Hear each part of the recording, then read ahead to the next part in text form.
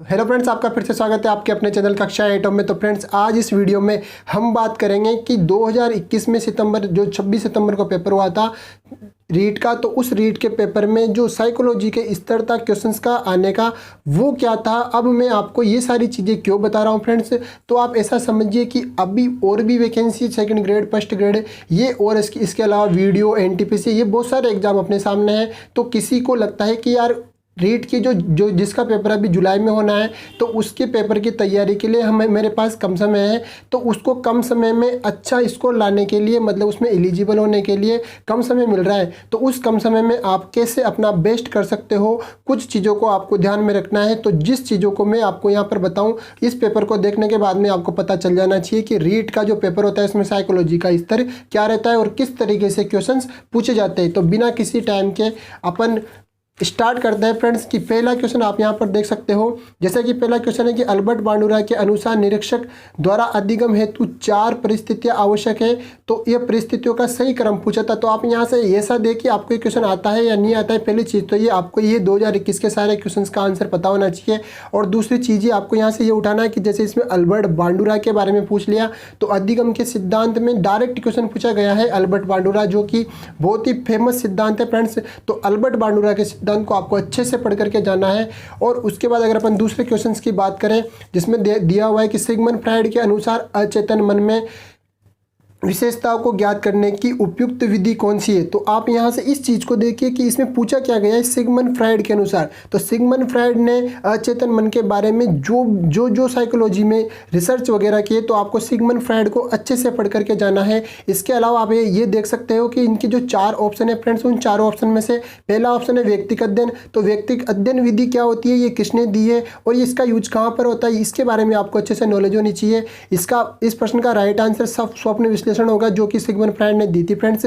तो आपको यह पता होना चाहिए कि अचेतन मन की जो व्यक्तित्व की मापने की जो विद्या है उसकी सारी जानकारी आपको होनी चाहिए। स्वप्न विश्लेषण क्या होता है, साक्षात्कार विधि के बारे में आपको अच्छे से पता होना चाहिए। समाज मिति का जो टॉपिक है फ्रेंड्स वो आपको अच्छे से पता होना चाहिए कि ये विधि कहाँ क्या होती है और कहाँ पे काम आती है, तो इसको आपको अच्छे से पढ़ के जाना है। अगला क्वेश्चन है कि ADHD का मतलब क्या है। तो ADHD की फुल फॉर्म वो आपसे पूछ सकता है, attention deficient hyper activity disorder. तो जितने भी डिसऑर्डर है फ्रेंड्स वो आपको पढ़ करके जाना है। इस क्वेश्चन का मतलब ऐसा है कि एक डिसऑर्डर में से आपके क्वेश्चन रीट में पक्का 100% आने वाला है। अगर अपन बात करें क्वेश्चन नंबर 4 की, अपन क्वेश्चन नंबर 3 में आप देखो वाचिन घटनाएं वाले बालक, मतलब इसमें जो भी डिसऑर्डर है वो सारे डिसऑर्डर आपको यहाँ पर दिए गए हैं, तो आपको एक भी डिसऑर्डर छोड़ करके नहीं जाना है, सारे अच्छे से पढ़ करके जाने हैं। अगला क्वेश्चन है क्वेश्चन नंबर 4 की एक परीक्षण की व्यक्ति की किसी एक या अधिक क्षेत्रों में उसकी विशेषता और कमियों को व्यक्त करने के लिए बनाया गया है, तो उसको कौन सा परीक्षण कहते हैं अपन।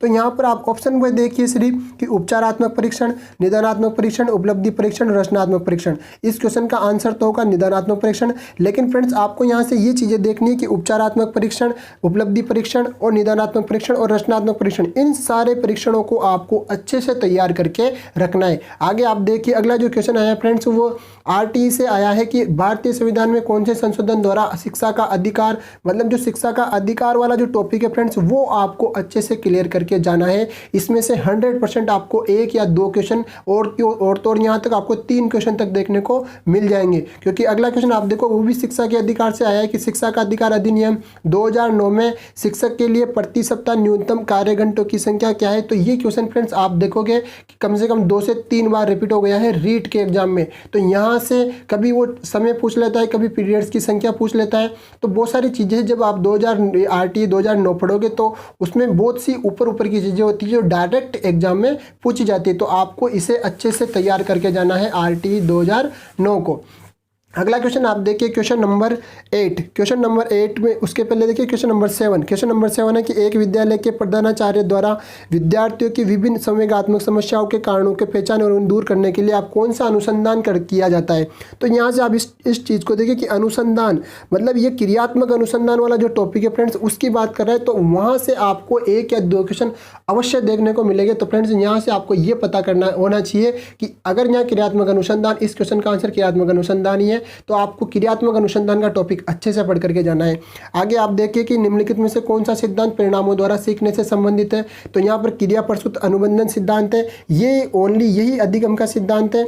और परिणामों द्वारा सीखने की पूछ रहा है। सभी अधिगम के सिद्धांत, लेकिन परिणामों द्वारा मतलब अगर आप कुछ करते हो उसके बाद में जो कुछ निकल करके आता है और उससे आप कुछ सीखते हो, तो ऐसा फ्रेंड्स ओनली हमारे जो क्रिया प्रस्तुत अनुबंधन का सिद्धांत है उसी में ही होता है। पहले क्रिया की जाती है, फिर उसके बाद में उस क्रिया के जो परिणाम होते हैं उसको देख करके कुछ ना कुछ अधिगम होता है। आप इसके अलावा इसमें शास्त्रीय अनुबंधन, अंतर्दृष्टि अधिगम और संज्ञानात्मक सीखना, इन सारी चीज़ों को, इन सारे सिद्धांतों को अच्छे से पढ़ करके जाना है। अगला क्वेश्चन है कि वर्तमान स्कीमा, ये स्कीमा बहुत इंपॉर्टेंट टॉपिक है फ्रेंड्स। यहाँ से बहुत बार क्वेश्चन पूछा गया है कि स्कीमा का प्रयोग बाह्य जगत के विश्लेषण हेतु करते हैं तब उसे क्या कहते हैं। अब यहाँ जो 4 ऑप्शन दे रखे हैं फ्रेंड्स, आत्मसातीकरण, अनुकूलन, संबंध, संतुलन, तो ये एक ऐसा टॉपिक है फ्रेंड्स, ये विद्यार्थियों के बहुत कम समझ में आता है। आत्मसातीकरण, अनुकूलन, संबंध और संतुलन, तो यहाँ पे इनमें थोड़ा सा डिफरेंस होता है फ्रेंड्स। इन सब के बारे में आपको अच्छे से नॉलेज होनी चाहिए, क्योंकि अगर 2021 में जिसे पेपर सीधा माना गया था उसमें अगर क्वेश्चन पूछा जा सकता है, बहुत से लोगों के क्वेश्चन गलत हुआ था फ्रेंड्स, तो अभी दोबारा से भी यहाँ से इस 4 ऑप्शन में से दोबारा से क्वेश्चन घुमा करके आपसे दोबारा से पूछा जा सकता है। आगे आप देखिए कि क्वेश्चन नंबर 11 से पहले आप क्वेश्चन नंबर 10 को देखिए कि निम्नलिखित में से कौन सी प्रक्षेपीय प्रेक्षण की विशेषता नहीं है।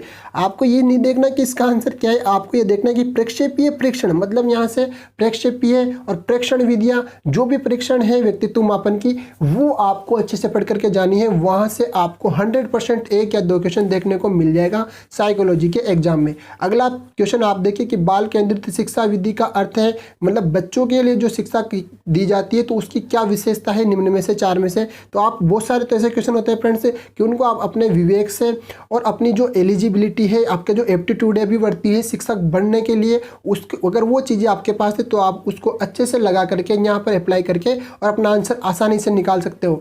तो बाल केंद्रित शिक्षण पे आपको अच्छे से ध्यान देना है। आगे अपन बात करते हैं क्वेश्चन नंबर 12 की।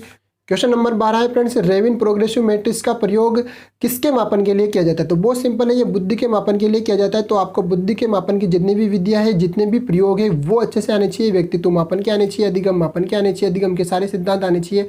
सृजनात्मकता के बारे में आपका टॉपिक जो है वो अच्छे से क्लियर होना चाहिए। अगला क्वेश्चन है वाइगोत्स्की के अनुसार बालक सत्य, तो आपको पता होना चाहिए कि वाइगोत्स्की ने क्या किया था। इन्होंने समाज शास्त्र, समाज को ध्यान में रखते हुए, समाज को आधार बनाते हुए अपना सिद्धांत प्रस्तुत किया था, और उसमें वयस्कों और समवयस्कों के साथ परस्पर क्रिया, इस क्वेश्चन का आंसर ऑप्शन नंबर बी होगा। इसके अलावा आपको यहाँ से ये देखना है कि हमें वाइगोत्स्की का जो सिद्धांत है वो बहुत अच्छे से समझ करके जाना है, क्योंकि वहाँ से क्वेश्चन आने की संभावना पूरी हो जाती है।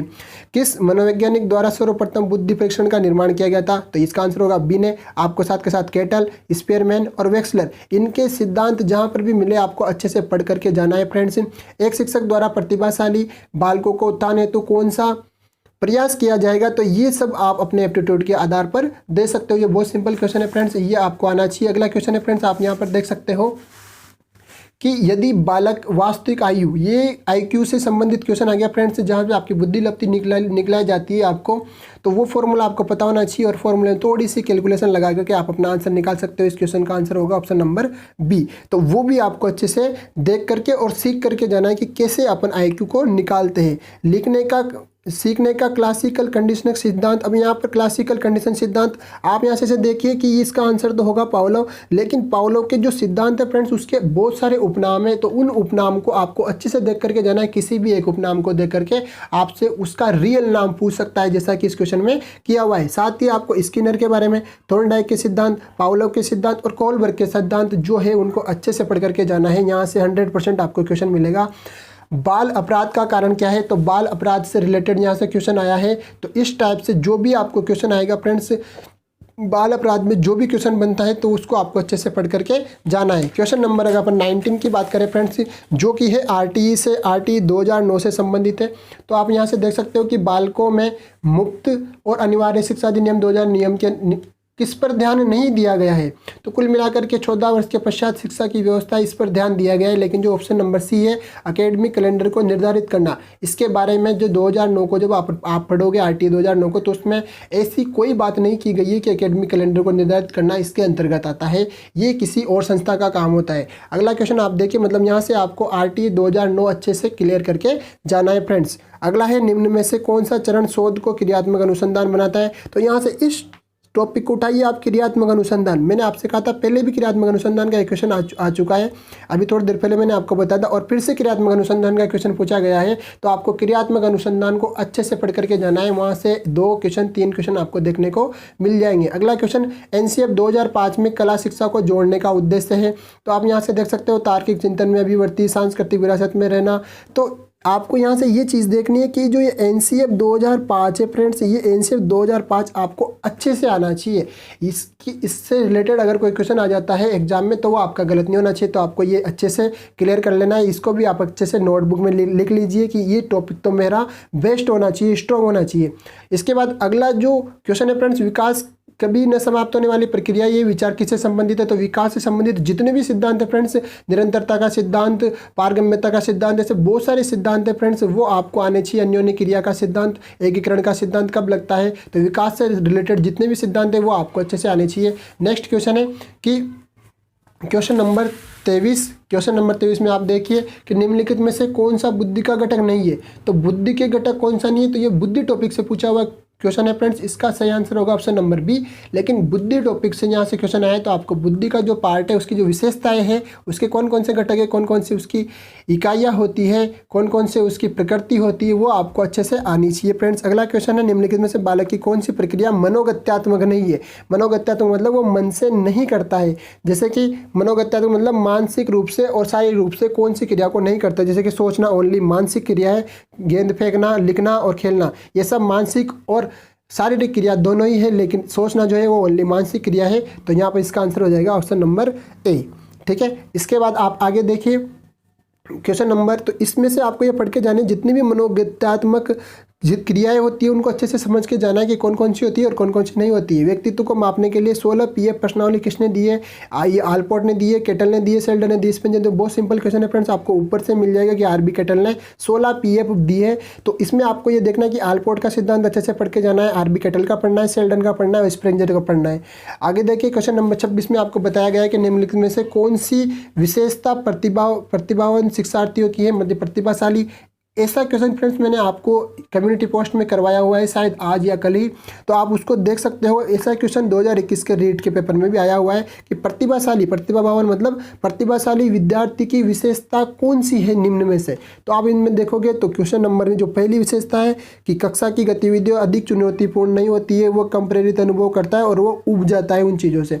तो आपको यहाँ से पता होना चाहिए कि मुझे क्या पढ़ना है। मुझे प्रतिभावान और सृजनात्मक बच्चा जो है और मंद बुद्धि बच्चा है, पिछड़े बुद्धि वाले बच्चे हैं फ्रेंड्स, उन सब के बारे में आपको डिटेल से उनकी जो प्रकृति है, उनकी जो विशेषता है, उनको अच्छे से पढ़ करके जाना है। वहाँ से आपको 100% क्वेश्चन मिलेगा। क्वेश्चन नंबर 27 की बात करें हम, तो क्वेश्चन नंबर 27 में आप देख सकते हो कि विशेष आवश्यकता वाले बच्चों को शामिल करना। विशेष आवश्यकता वाले बच्चों को शामिल करने का मतलब क्या है? तो आप यहाँ पर अपने एप्टीट्यूड से इसको दे सकते हैं। तो विशेष आवश्यकता वाले जितने भी बच्चे होते हैं उनके बारे में साइकोलॉजी में क्या बताया गया है, इसको आपको अच्छे से पढ़ करके जाना है। आगे देखिए आपकी प्रॉब्लम सॉल्विंग का समाधान नहीं है, मतलब इसमें से समस्या समाधान जो एक टॉपिक है फ्रेंड्स पूरा का पूरा, वो टॉपिक आपको अच्छे से पढ़ करके जाना है, प्रॉब्लम सॉल्विंग वाला। उसमें से क्वेश्चन आपके दोबारा से रिपीट हो सकता है। प्रासंगिक अंतर्बोध परीक्षण, अब यहाँ से देखिए व्यक्तित्व मापन की विधि पूछी गई है और एक विधि पहले भी आ चुकी है। तो व्यक्तित्व मापन में से आपको 2 या 3 क्वेश्चन देखने को मिल जाएंगे, जिसमें से आपको प्रासंगिक अंतर्बोध यानी कि ये TAT वाला परीक्षण है फ्रेंड्स, और ये प्रक्षेपीय होता है। तो इसका ऑप्शन नंबर सी सही रहेगा। ये बहुत ऊपर से क्वेश्चन है फ्रेंड्स, अगर आपने एक बार भी साइकोलॉजी को पढ़ा है तो आपको इस क्वेश्चन का आंसर आ गया होगा। तो आपको जो विधियाँ है व्यक्तित्व मापन की वो सारी पढ़ करके जानी है। नेक्स्ट और लास्ट क्वेश्चन है फ्रेंड्स कि निम्नलिखित में से कौन सा सृजनात्मकता की ओर ले जाता है? तो यहाँ से मैंने आपको बता दिया कि यहाँ से ये देखना है कि सृजनात्मकता, ठीक है, तो सृजनात्मकता में कौन कौन सी सारी सृजनात्मकता की परिभाषाएं क्या होती है, इनकी विशेषताएं क्या होती है, प्रकृति क्या होती है, सृजनात्मक बालकों की विशेषताएं और उनकी प्रकृति क्या होती है, ये सब आपको अच्छे से पढ़ करके जाना है। तो इस क्वेश्चन का आंसर हो जाएगा अपसारी चिंतन, जो कि बहुत ही सिंपल क्वेश्चन था फ्रेंड्स। तो पिछली बार क्वेश्चन था जो पेपर था फ्रेंड्स वो बहुत सिंपल आया था। आप इसको देख करके ऐसे मत समझना कि अब यहाँ से क्वेश्चन नहीं आएगा, क्योंकि इन्हीं में से अगर उनको पेपर 2018 के जैसे थोड़ा टफ बनाना है तो इन्हीं क्वेश्चन को, क्योंकि ये सारे जो क्वेश्चन है जो ऑप्शन में में जो क्वेश्चन दिए होते रहते हैं फ्रेंड्स, ये ऑप्शन दिए हुए रहते हैं, ये ऑप्शन वही है जो आपके सिलेबस में है। मतलब सिलेबस में से जो पेपर बनाने वाले होते हैं वो इन्हीं ऑप्शन को हर बार दोबारा से जब क्वेश्चन बनाएंगे तो इनमें से किसी भी आत्मनिष्ठ विधि को, परिक्षेपीय विधि को, वस्तुनिष्ठ विधि को, इनमें से दोबारा से क्वेश्चन बन सकता है। तो आई होप फ्रेंड्स आपको ये जो मैंने इसका एनालिसिस बताया है 2021 के पेपर का, वो थोड़ा आपको एग्जाम में हेल्प करेगा। तो अगर आपको वीडियो अच्छी लगी है और आपको अगर और ऐसे अलग अलग सब्जेक्ट पे एनालिसिस वाली वीडियो चाहिए तो मैं आपके लिए लेकर के आता रहूँगा। तो अगर आप चैनल पर नए हो फ्रेंड्स तो चैनल को सब्सक्राइब कर लीजिए। मिलते हैं नेक्स्ट वीडियो में। Thank you.